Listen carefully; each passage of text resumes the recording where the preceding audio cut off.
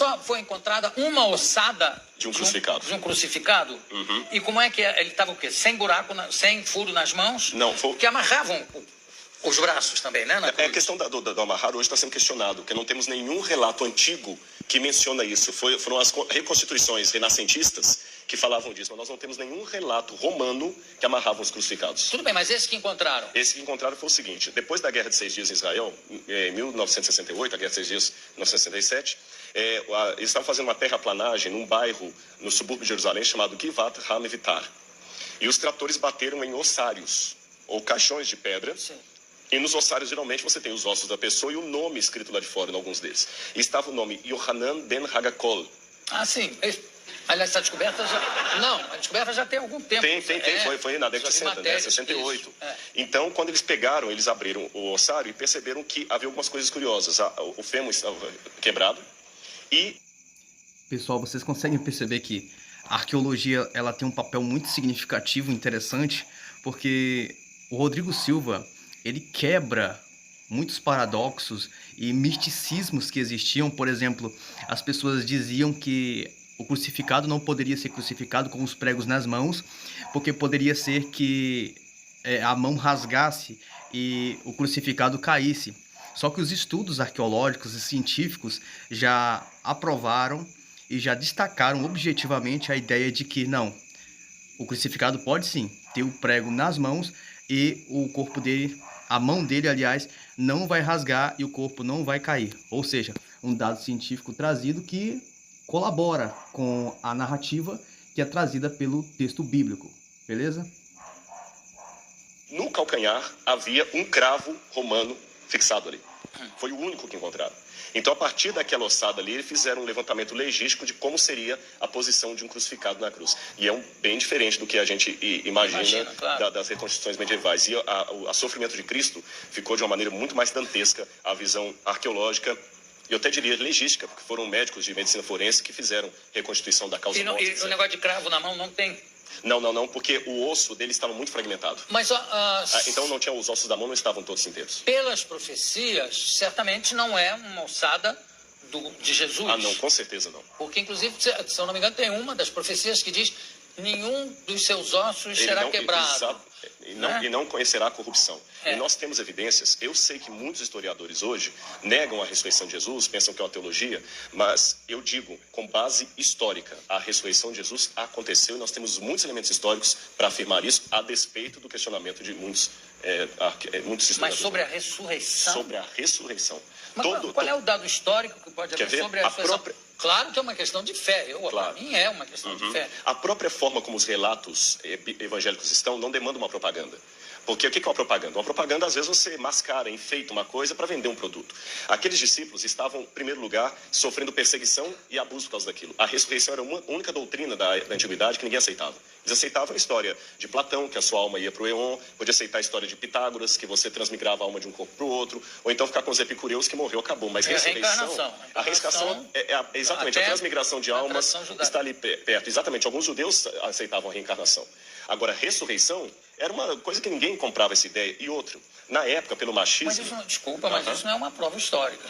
Sim, mas a forma como os evangelhos foram descritos é interessante. Eles quebram todas as regras de propaganda. Quer um exemplo? Porque para eu saber se é histórico ou não, lembremos, história não dá para levar ao laboratório e repetir o processo. A forma como tratamos a história é diferente. Você olha um documento, e o que você considera uma prova histórica? Como ele foi redigido? Ele foi redigido de uma maneira histórica, com E, ou uma maneira de propaganda, ou uma maneira real. E os evangelhos, por exemplo, eles mostram que a primeira testemunha de Jesus ressuscitado foi Maria Madalena, que era mulher. O testemunho de uma mulher não era válido. Se eles quisessem vender uma teoria, eles colocariam que os homens viram Jesus, e não as mulheres, porque o testemunho de uma mulher não era válido. Segundo, o fato de Jesus ressuscitar no terceiro dia. Para o judeu, até o terceiro dia, você podia ter um coma e voltar. E interessante que Jesus ressuscita depois do terceiro dia, ele estava realmente morto. Outro detalhe... Mas ele não ressuscita com o mesmo corpo que ele morre, né? Mas é um corpo glorificado. Mas ele tinha algo tangível. Tanto é que quando ele aparece para Tomé, o famoso São Tomé, um incrédulo, ele fala: Tomé, veja que sou eu, que um espírito não tem carne e osso, toca nas minhas feridas. E depois ele pergunta: o que vocês têm para comer? Eles tinham peixe e favo de mel, e ele come com eles. Então é um corpo glorificado, é uma questão de fé, é claro, mas tem uma continuidade. Vocês conseguiram perceber que da narrativa do Rodrigo Silva é que, tipo, o seguinte, o que ele fala totalmente, completamente verdade, pessoal. Que é o seguinte, muitas pessoas hoje podem dizer, não, a Bíblia é escrita assim, com seus exageros, mas na verdade, quando nós olhamos para a literatura da antiguidade, nós conseguimos perceber que a Bíblia, ela não é escrita como uma forma de propaganda, sabe? Porque um livro, uma literatura que é escrita de uma maneira a chamar a atenção, ela é escrita com personagens heróicos, personagens que não sofrem humilhação, mas personagens que sempre são pessoas que fora do comum, sem mentiras. Então nós conseguimos perceber pela narrativa do texto bíblico que ele mostra verdades, mostram pessoas que foram perseguidas. Daqui a pouco o Rodrigo Silva vai falar sobre isso. Por exemplo, a pessoa pode falar, as pessoas escreveram, mas será que o que eles escreveram, a sensação que eles tiveram, qual é a palavra que eu posso usar? A motivação que eles tiveram para escrever aquilo, será que aquilo realmente foi uma verdade? E o Rodrigo Silva vai falar que o que foi que eles ganharam com isso? Pedro, morto, crucificado de cabeça para baixo. A maioria dos apóstolos, mortos. Tomé, se não me engano, morto na Índia. Então nós temos uma estrutura bíblica escrita por pessoas que pregavam que Jesus havia ressuscitado, mas em que sua vida não recebiam, qual a palavra que eu posso usar? Eles não receberam dinheiro por isso, não ficaram ricos por isso, não construíram impérios com isso. Aliás, foram pessoas que morreram. E até o final de sua vida, elas confirmaram o seu relato, confirmaram a sua história. As pessoas eram postas diante de autoridades e era dito a elas, nega a tua fé e tu continua vivendo, cara. Porque essa era a ideia do Império Romano. Não é que ele quisesse matar a pessoa. O problema é que eles colocavam aquela situação para o seguinte, não, se a gente colocar uma situação que eles se desesperem, eles vão negar a fé. E é o que ela fazia, colocava as situações de desespero para que eles negassem a fé. Porém, eles não negaram a fé. E isso é muito interessante, e isso demonstra que a literatura bíblica, que o texto bíblico, que os documentos que estão escritos dentro do livro sagrado contém uma história verdadeira, tá? Mas vamos continuar vendo o que o Rodrigo continua falando. Com um corpo humano. Não, tudo bem, mas tudo isso, desculpa, eu sou uma pessoa de fé, né? Entendi, claro, Estou aqui fazendo um pouco o advogado dele, que é o seguinte... tudo isso foi muito mexido, remexido na Idade Média, no primeiro imperador católico, Constantino. Né? Constantino, inclusive as datas de carnaval, de tudo para conjuminar, para juntar com as datas de feriados. Exatamente, pagãos.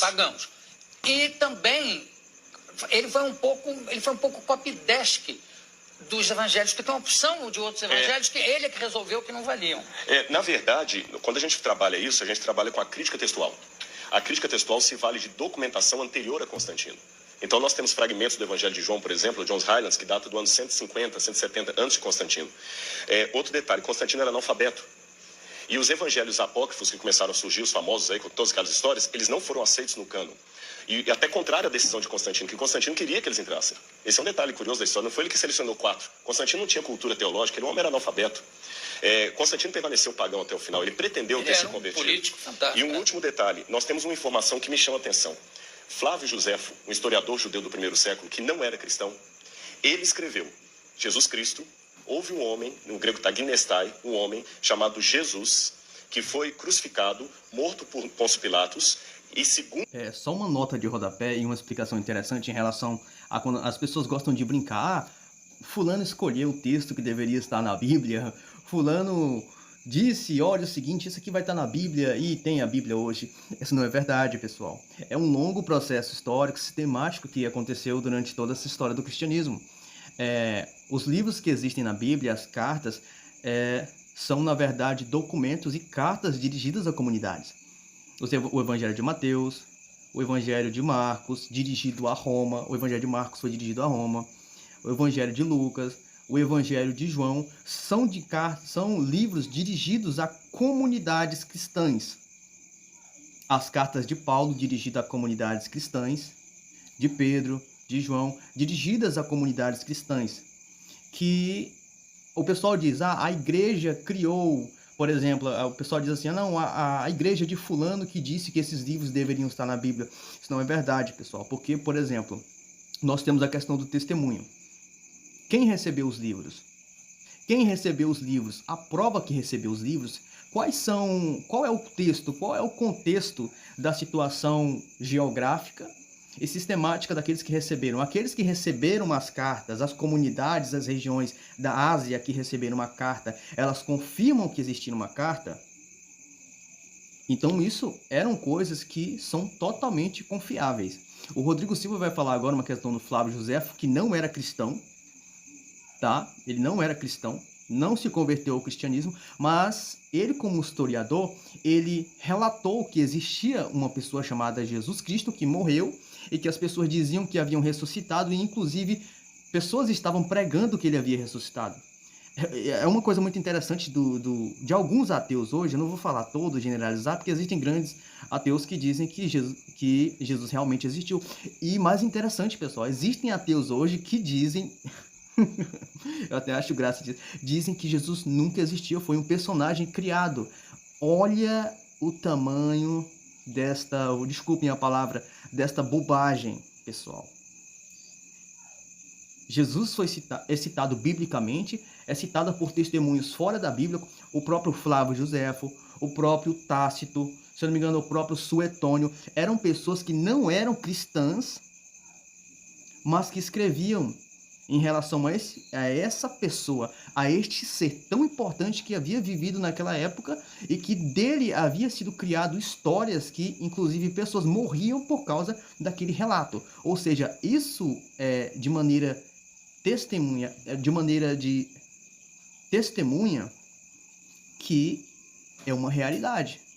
A testemunha de uma pessoa que prega algo e que diante de um sacrifício, diante da morte, não nega aquele fato, é uma prova de que aquilo que aconteceu, que eles estavam dizendo que havia acontecido, realmente aconteceu. Aí você pode falar, não, mas ele poderia estar enganado, mas espera aí. Paulo disse que mais de 500 pessoas viram Jesus ressuscitado, e essas pessoas foram perseguidas, muitas mortas. Então será que todas essas 500 pessoas, mínimo, viu? Será que todas essas 500 pessoas haviam morrido em vão? Será que elas estavam todas loucas? Negativo, pessoal. Essas pessoas haviam testemunhado algo que haviam deixado elas tão, o Rodrigo Silva vai usar essa palavra, tão extasiadas, que elas resolveram morrer ao negar aquilo que havia acontecido. Elas tinham consciência de que aquilo era uma verdade na vida delas. Um dos seus discípulos ressuscitou no terceiro dia e apareceu a muitos. Flávio Josefo nunca se converteu ao cristianismo, era um historiador judeu, e ele dá esse depoimento que a ressurreição era algo testemunhado. Esse texto é tão importante que alguns críticos falam, não, foi copista cristão que interpolou, que copiou. Porém, todas as cópias de Josefo que nós temos, inclusive uma cópia, uma tradução para o árabe, feita por muçulmanos, contém esse trecho. Então, do ponto de vista da crítica textual, é um texto autêntico, original de Josefo, também testemunhando a ressurreição. Claro, eu não duvido a autenticidade dos textos. Eu duvido, em alguns casos, do testemunho em si. Quer dizer, não, eu vi, eu tive. É um testemunho, está lá escrito que ele viu e que ele teve, mas... Claro. Que ele esteve mais. Agora, tem uma coisa que é bom, eu gostaria de você ter falado uma coisa. Na Idade Média, se acrescentaram muitas lendas. Esse é que é o problema. E o pessoal confunde as lendas com o que está na Bíblia. E só um detalhe com relação ao testemunho. Quando a pessoa dá um testemunho vendido, ela vai ganhar alguma coisa. O que os apóstolos ganharam com aquele testemunho? Pedro morreu crucificado de cabeça para baixo. Paulo degolado. Então, quanto tempo demora uma mentira? Essa que é a questão. Eles não ganharam nada, só ganharam perseguição. Então, das duas, uma. Ou aquele pessoa era muito doido, ou ficaram tão extasiados com aquilo que preferiram morrer a negar o depoimento que eles estavam. Se fosse uma mentira, eles tinham pulado fora. Ninguém ia ficar com Cristo até o final. O único que traiu foi Judas. Os outros ficaram, e até hoje a história está aí, e nem a modernidade conseguiu matar essa brilhante